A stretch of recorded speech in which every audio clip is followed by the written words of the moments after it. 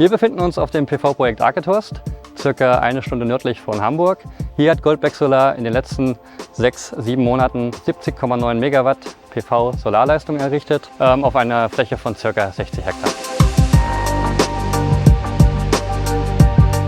Mit dieser Anlage werden jährlich etwa 68.000 Megawattstunden saubere Energie erzeugt, was ausreicht, um rund 18.000 Haushalte zu versorgen. Besonderes Augenmerk wurde auf den Naturschutz gelegt. Die Anlage wurde unter Berücksichtigung ökologischer Gesichtspunkte geplant und umgesetzt, um die lokale Flora und Fauna zu schützen und zu fördern.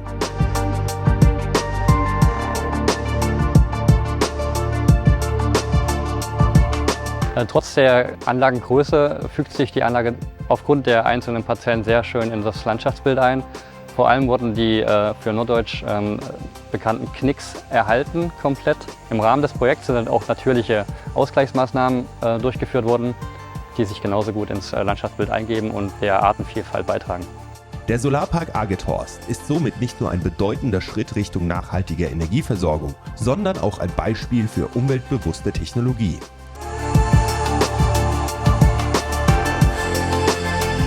Jetzt nach Fertigstellung der Anlage sind wir natürlich sehr stolz auf das Geleistete, zusammen mit dem Team als auch unseren Nachunternehmern. Das Projekt Arketorst ist wirklich ein besonderes Projekt, weil hier die neueste Technik sich optimal eingliedert in die Natur und somit ein weiteres Puzzlestück zur Energiewende beigetragen werden konnte.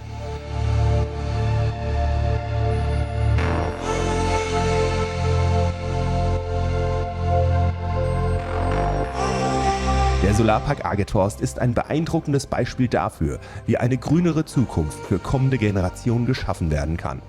Die erfolgreiche Inbetriebnahme dieses Projekts zeigt die Bedeutung starker Partnerschaften und innovativer Technologien für große Photovoltaikanlagen.